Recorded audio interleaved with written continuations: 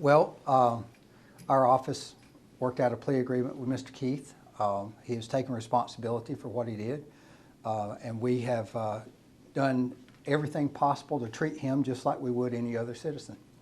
So when it comes to a suspended sentence, can you explain what that means to people? Well, that means it's a probationary period, so if he does whatever he is supposed to do on probation, then at the end of his probationary period, that sentence will disappear. He won't have to serve it. But if he violates his probation for any reason, he'll go serve that sentence.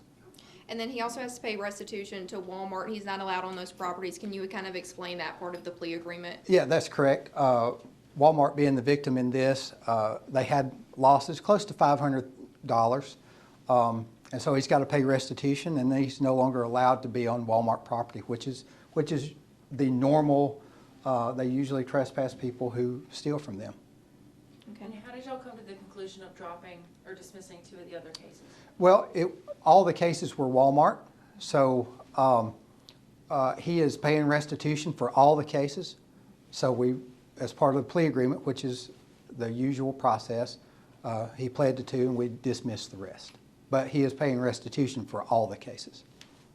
Now, he seemed to suggest that there was some exculpatory evidence in the 2 charges that were dropped, that played a role in those 2 charges being dropped, and can you speak to that? That's not correct. Okay. All the charges were very good. It was just part of the plea agreement. It's part of the negotiations that we do with lawyers, but those were valid charges. Any reaction to the plea agreement? Was this what you guys expected, or did this come as a shock? No, this is what we expected. Our assistant DA, she has been working with his lawyer ever since this happened. This didn't happen overnight. It's been a long time, and it's just the process. We had a lot of evidence to go through, and I think this case has got continued at least once. So it was not a surprise to anyone. She had worked the case from the beginning with Mr. Taylor. So once they were able to come to an agreement, judge took.